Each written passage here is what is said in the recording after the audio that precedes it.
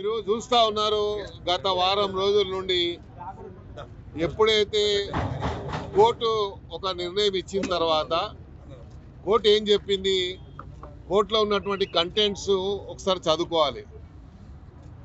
Judge గారు ఇచ్చినటువంటి దాన్ని మనం బయట మాట్లాడితే బాగుండదు, దాని మీద కామెంట్ చేయొద్దని, సబ్జుడిస్ అవుతుంది అని చెప్పి మేము ఎప్పుడు కోర్టులో ఉన్న రోజులు మేము మాట్లాడలేదు. కోర్టు ఇచ్చినటువంటి డైరెక్షన్ ఏముంది, సెక్రటరీ గారికి ఇచ్చి స్పీకర్ గారికి మీరు స్పీకర్ గారితో షెడ్యూల్ ప్రకటించండి అని చెప్పి ఇచ్చారు. అయితే దానికి అందరూ కట్టుబడి ఉండాలి. ఏదున్నా సరే కోర్టులో నిర్ణయం అయిన తర్వాత కోర్టులో కానీ స్పీకర్ గారు కోర్టులో కానీ నిర్ణయం అయ్యే వరకు అందరూ కూడా మరి సామరస్యాన్ని పాటించాల్సిన అవసరం ఉంది. అద్దు పద్దు లేకుండా రోజు ఆయన మాట్లాడే తీరు కానీ, అదేవిధంగా అరకపూడి గాంధీ గారిని పిఎస్సి చైర్మన్గా నియమించిన తర్వాత ఆయన ఒక స్టేట్మెంట్ ఇచ్చాడు. ఇచ్చిన తర్వాత దీన్ని కాంట్రడిక్షన్ చేస్తూ నిన్న హరీష్ రావు గారు కానీ, లేకపోతే యుఎస్ నుంచి కేటీఆర్ గారు కానీ, ఇక్కడ ఉన్నటువంటి కొంతమంది ఎమ్మెల్యేలు కానీ ఇచ్చినటువంటి స్టేట్మెంట్ రెచ్చిపోయే విధంగా ఎలా రెచ్చిపోతున్నారంటే, ఏం చూసుకొని రెచ్చిపోతున్నారో నాకు తెలుస్తలేదు, కానీ మా ఓపికని మా యొక్క పేషెన్స్ని వీక్నెస్గా అనుకుంటున్నారు. అందరికి హెచ్చరిస్తూ ఉన్నాను, ఎమ్మెల్యేలు అందరూ మీ అయ్యే కొలుగాళ్ళు కాదు, లేకుంటే ఒక పార్టీకి కొలుగాళ్ళు కాదు. మేము మా సత్తా మీద ఒక్కొక్కరిలో 3-5 సార్లు గెలిచినాం. నేను 6 సార్లు గెలిచిన, ఈయన 3 సార్లు గెలిచిండు, ఈయన 3 సార్లు గెలిచిండు, 4 సార్లు గెలిచిండు యాదయ్య గారు. మాకు సత్తా లేకుండానే 6-7 సార్లు గెలిచాము మేము ఎమ్మెల్యేలు.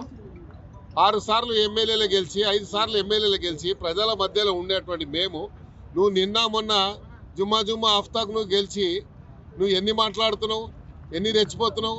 హరీష్ రావు గారు చెప్పాలి ఇవన్నీ మాటలు. పిఎస్సి చైర్మన్ అరకపూడి గాంధీకి ఇస్తే మీరు దాని మీద అవాకులు చేవాకులు పేలుతా ఉన్నారు.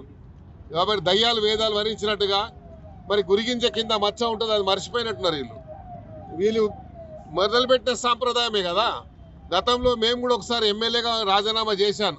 అప్పుడున్న సాంప్రదాయం వేరే ఉండే, ఎథిక్స్ ఉండే. ఇప్పుడున్న ఎథిక్స్ ఈ పార్టీకి, బీఆర్ఎస్ పార్టీకి ఏమైనా ఎథిక్స్ ఉన్నాయా? కాంగ్రెస్ పార్టీని మొత్తం కూడా నాశనం చేసి, టీడీపీ పార్టీని మొత్తం నాశనం చేసి విలీనం చేసుకొని రాజ్యాన్ని వాళ్ళ సొంత ప్రాపర్టీగా, అంటే పార్టీయే ఈ రాష్ట్రమే మాది, ఈ రాష్ట్ర సొత్తు మాదు అని రాష్ట్ర మొత్తం ఖజానా దోచుకొని ఈరోజు దయ్యాల వేదాలు వరించినట్టుగా మాట్లాడుతూ ఉన్నారు. కాబట్టి మేము వార్నింగ్ ఇస్తూ ఉన్నాం, దయచేసి హరీష్ రావు గారు అంటే మాకు గౌరవం ఉంది, కేసీఆర్ గారు అంటే గౌరవం ఉంది, మీరు ఇప్పటికైనా చెప్పండి. ఇలాంటి పిచ్చి కుక్కల్లాగా రోడ్డు మీద వదిలితే మరి పిచ్చి కుక్కకి ఏ ట్రీట్మెంట్ ఇవ్వాలో మా దగ్గర ఆ ట్రీట్మెంట్ ఉంది. ఎందుకంటే మేము ఇన్నిసార్లు రాజకీయంలో ఉన్నాము, ఇన్నిసార్లు ఎమ్మెల్యేలు గెలిచినాం, ప్రజాప్రతినిధులుగా ఎట్లా ఉండాలో మాకు తెలుసు. కాబట్టి మేము ఆ గౌరవాన్ని కాపాడే విధంగా మేము ఉంటున్నాము. కానీ మా ఓపికని వీక్నెస్గా అనుకోవడము అనేది మీరు అనుకుంటే అది అవివేకమే అవుతుంది. మరి ఇప్పటికైనా మేము దయచేసి హరీష్ రావు గారిని కోరుతా ఉన్నాను, మీ వల్ల మీరు కంట్రోల్ చేసుకోండి. పిఎస్సి చైర్మన్ గురించి మాట్లాడే నైతిక హరీష్ రావు గారికి లేదు, కేటీఆర్కి లేదు. ఎందుకంటే గతంలో కాంగ్రెస్ పార్టీకి క్లియర్ మెజారిటీ ఉండే లీడర్ ఆపోజిషన్లో, వాళ్ళకి అవకాశం ఇవ్వలే. అక్బరుద్దీన్ ఓవైసీ గారికి ఇచ్చారు. అప్పుడు మీరు ఏ హోదాలో ఇచ్చారు? అప్పుడు మీరు కాంగ్రెస్ పార్టీని ఎందుకు మొత్తం నాశనం చేశారు? అప్పుడు ఎందుకు విలీనం చేసుకున్నారు? మీకు కూడా సింగిల్ లార్జెస్ట్ పార్టీ ఉండే కదా అప్పుడు, మరి అప్పుడు ఎందుకు విలీనం చేసుకున్నారు? అప్పుడు మీరు చేసిందేమో సంసారం అవుతుంది, వేరే వాళ్ళు చేసింది వ్యభిచారం అవుతుందా? కాబట్టి మీరు ఇప్పటికైనా ఒళ్ళు దగ్గర పెట్టుకోవాలి. మరి ఏదో నేను ఎవరిని ఈటీల రాజేందర్ ఓడిచ్చాను అంటాడు. ఈటీల రాజేందర్ వస్తే మళ్ళీ ఎంపీ గెలిచి వచ్చాడు. ఆ పిచ్చోడా, ఈటీ రాజేందర్ ఓడగొట్టాను అంటే ఇక్కడ పార్లమెంట్ మెంబరే వచ్చాడు. ఏం ఓడగొట్టినావు నువ్వు? మీరు చేసేటువంటి అరాచకాలు, మీరు చేసినటువంటి ఈ రాష్ట్ర సొత్తుని, రాష్ట్ర ఖజానాని దోచుకొని మీరు రాష్ట్ర ప్రజలకు అది చెప్పాల్సినటువంటి పరిస్థితి వస్తుంది. కాబట్టి ఈ రాష్ట్రాన్ని మొత్తం నాశనం చేశారు. ఈ రాష్ట్ర ఖజానా దోచుకున్నటువంటి మీరు ఈరోజు మీకు నైతిక హక్కు లేదు. కాబట్టి ఒళ్ళు దగ్గర పెట్టుకోవాలని చెప్తున్నాము. లేకపోతే తీవ్రమైనటువంటి పరిణామాలు జరగబోయేటువంటి పరిణామాలకు మీరే బాధ్యత వహించేస్తుంది.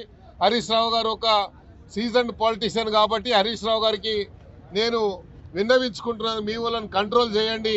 కంట్రోల్ తప్పిపోతున్నారు. మరి అద్దు మీరు మాట్లాడుతూ ఉన్నారు. Enough is enough. ఇక ఎంత మేము పేషెన్స్గా ఉండాలో, ఎంత ఓపికతో ఉండాలో అంత ఓపికతో ఉన్నాం. ఇక ఓపిక నశించే వరకు మమ్మల్ని పరీక్షించొద్దని చెప్పి మేము హెచ్చరిస్తున్నాము.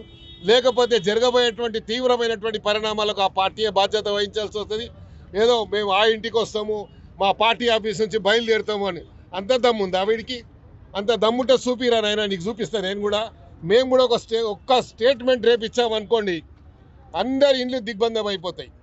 బీఆర్ఎస్ పార్టీ ఎమ్మెల్యే అందరి ఇండ్లు దిగ్బంధం అవుతాయి. వద్దు, మేము ఎందుకంటే అధికారంలో ఉన్నాం కాబట్టి సామరస్యంగా ఉండి ప్రజా సమస్యల మీద దృష్టి కేంద్రీకరించాలని ముఖ్యమంత్రి గారు పదే పదే చెప్పారు. జరిగింది. పేషెన్స్గా ఉండండి, అంటా ఉంటారు అనేది అననివ్వండి, మీరు సామరస్యంగా ఉండని చెప్పన్నారు. పిఎస్సి చైర్మన్ మీద మీరు వాగ్దానం చేస్తున్నారు. మీరు చేసేటువంటి ఏదైతే మరి క్రియేట్ చేస్తూ ఉన్నారు అట్మాస్ఫియర్ని, మీరు ఒకసారి ఆలోచించండి. అప్పుడు కాంగ్రెస్ పార్టీకి సింగిల్ లార్జెస్ట్ పార్టీగా ఆపోజిషన్లో ఉంటే మీరు ఇయ్యలేకపోయారు. మీరు అప్పుడు చేస్తే తప్పే. మీరు చేసినటువంటి దాన్ని మీరు చేస్తే మరి సంసారం అవుతుంది, వేరే వాళ్ళు చేస్తే వ్యభిచారం అవుతుందా? కాబట్టి మీరు ఆలోచించాలి. ఈరోజు మీరు చేసేటువంటి దీన్ని మేము ఇప్పటికీ ఖండిస్తున్నాము. ఇది ఇక్కడికి ఆపితే బాగుంటుంది. లేదు మేము వాళ్ళని తీసుకొస్తాము, వందలు తీసుకొస్తాం, మందలు తీసుకొస్తాం అంటే మందులు లేక ఎంతమంది వచ్చినా ఏం కాదు, పుల్లు లేక వస్తాం మేము. ఎప్పుడు ఎక్కడ మళ్ళీ జవాబు చెప్పాలో అక్కడ జవాబు చెప్తాం. పగటి కళలు అంటున్నారు. ఈ రాష్ట్రాన్ని దోసుకున్నారు. ఇంకెక్కడ వస్తుంది? ఈ రాష్ట్రంలో ఖజానాని మొత్తం దోసుకున్నారు. ప్రభుత్వం ఒక ఎక్స్చెక్కర్కు గండి కొట్టారు. ఈ రాష్ట్రంలో పాలన నడిపియాలంటే ముఖ్యమంత్రి గారు వివిధ రాష్ట్రాలు ఇతర దేశాలకు వెళ్ళి ఇతర కంపెనీల ద్వారా పెట్టుబడులు తీసుకొచ్చి ఈ రాష్ట్రాన్ని నడిపించే ప్రయత్నం ముఖ్యమంత్రి గారు చేస్తూ ఉన్నారు. కాబట్టి మీరు పగటి కళలు కనకండి. మీ సాయం అయిపోయింది. మీరు ఎంత దోసుకోవాలో అంత దోసుకున్నారు. రాష్ట్ర ప్రజలకు ఎన్ని రకాలుగా భ్రష్టు పట్టించాలో భ్రష్టు పట్టించారు. మేమంటామంటే ముందు పెట్టింది ఎవరు, ఎంత ఊళ్ళో వచ్చింది ఎవరు? కౌశిక్ రెడ్డి గారు. మేమేం పోలేదు, వాళ్ళ ఇంటి మీదకి మేమేం అడగలేదు. కౌశిక్ రెడ్డి ఏమంటా అంటే గాంధీ గారి ఇంటి మేము జెండా ఎగరేసినంత దమ్ము కౌశిక్ రెడ్డికి ఉన్నదా? ఎందుకు మాకు చేత కాకనా? మేము అనుకుంటే మేము కూడా ఏమైనా చేయగలుగుతాం. కానీ కాకపోతే ఏంటంటే అలాంటి మాటలు మాట్లాడి ప్రజలను రెచ్చగొట్టి, మనం రెచ్చగొట్టి ప్రభుత్వం పోయిందని మీకు ఎక్కడ కూడా ఏం ఆలోచన లేకుండా ఏదో మాట్లాడుతున్నారు. అది మంచిది కాదు. మేము ఏమంటామంటే గత ప్రభుత్వం ఉన్నాడు, మీరు చేసిందే కదా ఇవన్నీ, మీరు నేర్పిందే కదా ఇవన్నీ, కొత్త నేర్చిందే కాదు కదా. మీరు నేర్చిందే వాళ్ళు వేరే వాళ్ళు కూడా నేర్చుకున్నారు. కానీ ఇప్పుడు మేము తప్పు చేసింది ఏమున్నది ఇలా చూస్తే ఇప్పుడు దానం నాగేంద్ర అని చెప్పినాడు. కోర్టు ఏదైతే ఉన్నదో దాన్ని ధిక్కరించి మేమేమో కోర్టు ఏది ఉందో ఆ రూల్స్ ప్రకారం చేస్తామని చెప్తున్నారు. కోర్టు ఏది ఇచ్చిందో ఆదేశాల ప్రకారం మీరు ఓపిక పడితే ఏమవుతుంది? మీకు ఓపిక పట్టకుండా నీ ఇష్టమైన మాట్లాడకం, నేను ఈడికి వస్తా, నేను ఆడికి వస్తా, ఇది నోటి నుంచి అంటే అయిపోతుందా? మాకు కూడా అంత దమ్మున్నది. మేము కూడా ప్రభుత్వంలో ఉన్నాం, రూలింగ్ గవర్నమెంట్ ఉన్నాం. ఇవాళ ఏదైనా చేయగలుగుతాం, చేయాలనుకుంటాం. కానీ అలాంటి పని చేయొద్దు. మా ముఖ్యమంత్రి గారు ఏమంటారంటే సామ్రాజ్యంగం వల్ల మనం అవన్నీ పని చేద్దాం, అనవసరంగా మాట్లాడుకోవద్దు అన్నది ఆయన నిన్న అనడంలో. ఇలా గాంధీ గారు నిజంగానే ఆయన చేసింది కరెక్టే, ఆయన చేసింది ఏం తప్పు కాదు. ఆయన ఇంటి మీద వచ్చి ఈయన మొనగాడు జాండా ఎగరేస్తాడు అనే మాట ఇది. అందుకని మాకు కూడా కోపం వచ్చినది. మా ఎమ్మెల్యే గారు కూడా నా దగ్గర దమ్ము లేదా, నేను వస్తాను వచ్చి చూపెట్టినాడు. అందుకని ఏమంటామంటే ఇప్పటికైనా నోరు మూసుకొని మాట్లాడే బాధ్యత తీసుకోవాలి. ప్రజలతో రెచ్చగొట్టదు. మనం మీ అందరు తెలుసు, మీరు మంచోళ్ళు అయితే మీ ప్రభుత్వం ఆగేదే ఉండేదే. కానీ మీ నోటి తోడుతోనే ప్రభుత్వం పోయింది. మీరు చేసిన అభివృద్ధి ఏముందనేది ప్రజలకంతా కూడా తెలిసిపోయింది. మీరు చేసిన అహంకారంతోనే ఇలా ఈ ప్రభుత్వం పడిపోవడం జరిగింది. మేము కూడా ఉన్నాం 10 ఏళ్ళు మీ వెంబడి. కానీ ఏ విధంగా ఉంటాం మీరు చూసినాం. ఒకనాడు ముఖ్యమంత్రి కలిసేది తెలియదు, ఒకనాడు కూడా కలిసేది. అలాంటి పరిస్థితిలో ఈనాడు ప్రభుత్వం ఒక మంచి ప్రభుత్వం వచ్చి నడుస్తుంటే మీ గౌరవలకి ఇవన్నీ పంచాయతీ పెట్టడం చాలా మంచిది కాదు. ఎందుకంటే దీంతో ఏమైందంటే పెద్ద ఇష్యూ జరుగుతుంది. ఇంకా చాలా రాబోయే రోజు. కొద్దిగా ఒక మాట అన్నాడు, ఆంధ్ర వాళ్ళు వచ్చి మా మీద, ఆంధ్ర వాళ్ళు ఉన్నారు ఇక్కడ, ఆంధ్ర తెలంగాణ ఉన్నదా ఇంకా మంది? ఎవరు రాష్ట్రం వాళ్ళకి అయిపోయింది. హాయిగా ఎవరు రాష్ట్రంలో బతున్నాం, మళ్ళీ చిచ్చు పెట్టడానికి ప్రయత్నం ఎందుకు చేస్తారు? గతంలో కేటీఆర్ అని ఎంతో ఇబ్బందులు పడ్డాడు. మళ్ళీ ఇప్పుడు మాట తీసుకొని ఇబ్బందులు పడకుండా ప్రభుత్వం మంచిగా నడవనియండి. మేమంతా హైదరాబాద్ ఉన్నాం, బయట ఉన్న కాము. ఏదైనా జరిగిందంటే చాలా ఇబ్బందులు ఎదుర్కోవాల్సి వస్తుంది. అలాంటి మాటలు మాట్లాడి మర్చిపోవాలని చెప్తున్నాం. కౌశిక్ రెడ్డి గత 2-3 రోజుల నుంచి సోషల్ మీడియాలో ఇష్టం వచ్చిన మాటలు మాట్లాడుతూ, ఇష్టం వచ్చిన లాంగ్వేజ్ మాట్లాడుతూ, కనీసం ఆయన మర్చిపోతున్న విషయం ఏంటిదంటే, కౌశిక్ రెడ్డి అరే నీ చరిత్ర ఏంది మా అందరికీ తెలుసు. నువ్వు ఏడ పుట్టినావు, ఏడ పెరిగినావు, ఏడ రాజకీయం చేసినావు. ఇలా నువ్వు ఎమ్మెల్యే అయినా ఉంటే కూడా ఏ మూలవన్న ఎమ్మెల్యే అయినా ఒకసారి నువ్వే ఆలోచించాలి. పెద్ద పెద్ద మాటలు మాట్లాడితే కాదు. ఇది ప్రజల పాలన, ప్రజలకు అందుబాటులో ఉండే పాలన, ప్రజలకు న్యాయం చేయాలని మా పాలన నడుస్తుంటే నువ్వు కానీ నీ చెంచగాలు కానీ నీ వెనుక ఎవరైతే డబ్బులు పెడుతున్నారో వాళ్ళందరూ కూడా నిన్ను పంపు చేస్తున్నారు. ఒకే మాట సూటిగా చెప్తున్నా కౌశిక్, నా సంగతి కానీ నాగేంద్ర అన్న సంగతి కానీ అందరి సంగతి నీకు తెలుసు. హైదరాబాద్లో మేము కూడా పుట్టి పెరిగినాం. మేము ఇట్లా డిసైడ్ అయితే పరిస్థితులు ఎలా ఉంటాయి ఒకసారి నువ్వే ఆలోచించాలి. నువ్వు మొన్న ఎలక్షన్ గెలవడానికి ఏం చేసినావు? మీ భార్యని మీ పాపని ముందు పెట్టినావు. పాపం నాకు అంటే ఒక చెల్లె లాంటిది, నా బిడ్డ లాంటిది. వాళ్ళని కూడా ముందు పెట్టి నువ్వు రాజకీయం చేసినావు. నిన్న సీరా ఇంకా గాజులు ఇస్తావరా? ఆ సీరా నువ్వే కట్టుకో. ఆ సీరా నాకు ఎందుకో నువ్వే ఇష్టంతో కట్టుకొని ఇప్పి మరీ తీసుకొచ్చినట్టుగా అనిపిస్తుంది. నువ్వు సీరా కట్టుకో.